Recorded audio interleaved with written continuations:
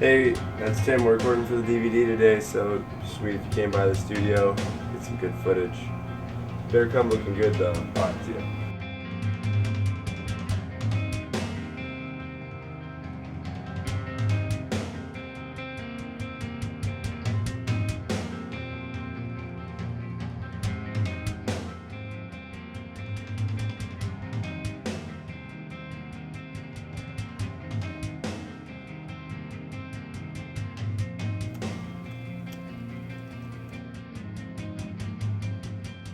Shadows Are Security was recorded in January of 2005. Most of the recording was done at Big Fish Studio, which is about 10 minutes from where I live in Encinitas, California. And the remainder of the record was actually done in our engineer's apartment. I actually did vocals in his closet. As far as a lot of the writing on the album, Phil had written a lot of riffs and Tim had done a lot of the arrangements.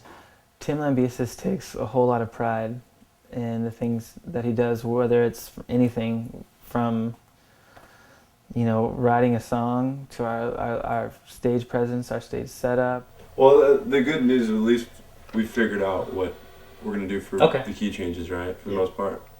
Yeah. If we haven't, we'll get here a little bit early and figure that out. Okay. So we're not discussing it while we're tracking it. He has a lot of good ideas, like little like small things that we don't necessarily think of, as far as like the way the album starts off with like kind of like like a reverse symbol into the first hits of Meaning and Tragedy. I mean, these did good, felt pretty good, but like right here, that second ring, I think. Yeah, fourth record that me and Tim have done together. So it's been, me and him have been in the studio and understand each other in the studio, and we kind of knew, obviously knew how to work with each other like before we got in the studio. With the other guys it was different because it was the first time like in the studio with them. In the studio, I think he was the one that was there the entire time. There's no way there was an hour in the studio that he wasn't there. He's one of the most unique people that I've ever met. And definitely, talking to him about his lyrics or, seeing his passion on stage, it's definitely inspiring. It's inspired me a whole bunch. Is that what you Actually, did? I gotta try like that. What Tim brought to the album was a lot of ambition. Tim's, a go-getter with everything that he does. And I think just to make sure things got done, he was kind of the, cracking the whip of like, all right, we need to move on to this next thing. Yeah, recording drums first, I think it's a good thing and a bad thing. I think you feel the most pressure because you're the first one in there, you're like, all right, I got to get in there and get it done, but then it's so nice because you get done first and you just get to like, relax and kind of like, watch everybody else. As the drummer, he's like the foundation of the recording process, and I was there for a majority of Jordan's drum tracking, and Jordan, like I'm really I love and am fortunate to be in a band with, because he has a good sense of the feel of the song, and he just has his parts down by the time we get to the studio. Yeah, I wanted to get a drum set from a house, and I was like, why not get like every size that I can, you know what I mean, and just make a big circle around me, so it's fun to play, you know what I mean, at home I just have fun with it, and have plenty of options for drum sizes when I get in the studio, It's kind of intimidating because it's just like, dude, I kind of wish you would have trouble on just a little part, a little bit of tracking, so when we go in there we don't look like idiots.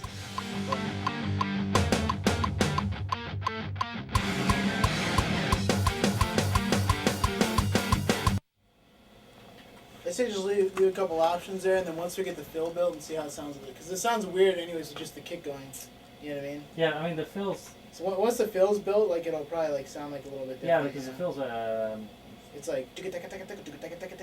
Yeah, and also with vocals, Ben's vocals come in early because that would definitely fill in that gap. Yeah.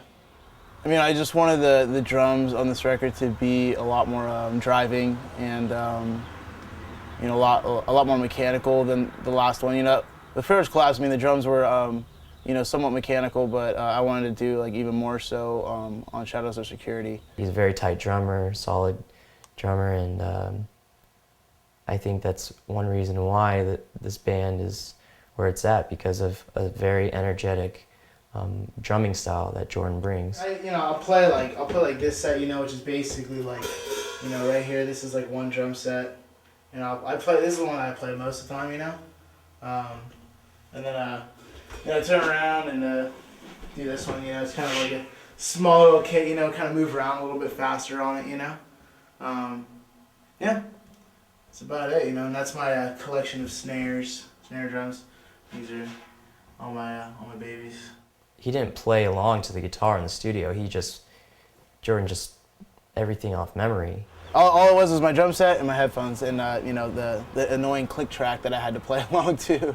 And that's another issue too, is just the click track. You have this like I don't remember exactly what the click track sounded like. It was like a cowbell or like a wood block or something like that, and you're in there for like 10 hours, 12 hours, and that click track definitely starts to get on your nerves and give you a headache. And there's a couple of times when I have like just a pounding headache, and I would go to bed at night like still hearing the click track in my head, like just because it was just like like constantly there like for like 10 hours straight, But it's all good. Phil Scrosso is a riff master. Very precise, very consistent. As far as tracking goes, like Phil did a lot of like the rhythm work on the album.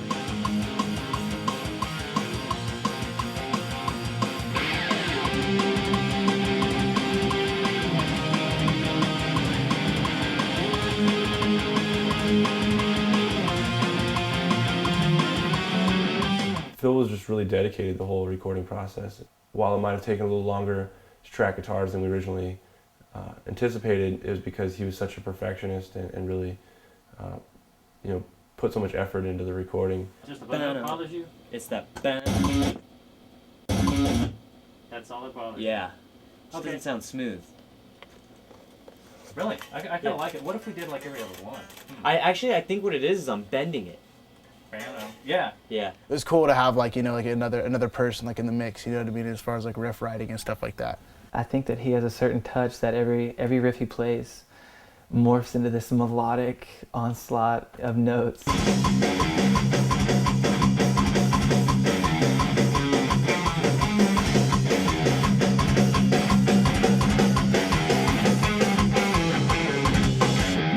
Phil's usually not on time for anything, but in the studio he was pretty on time. Time to go to work.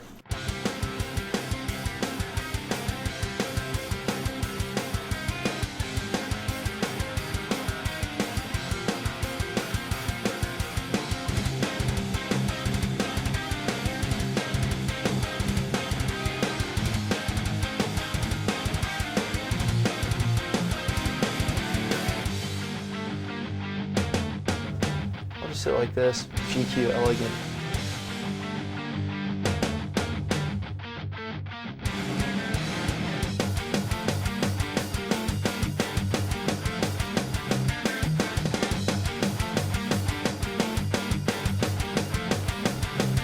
Can this please make the DVD somehow? Just this right here?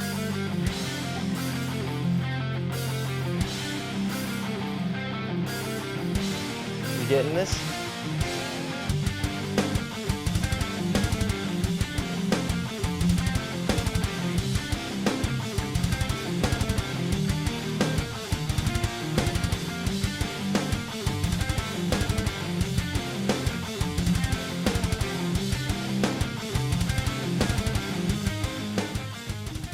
That's right. You're gonna be on TV. We've done all the guitar stuff, and we didn't even do that riff.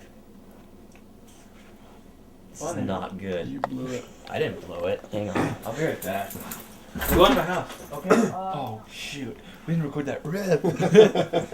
They took the guitars down. Oh no.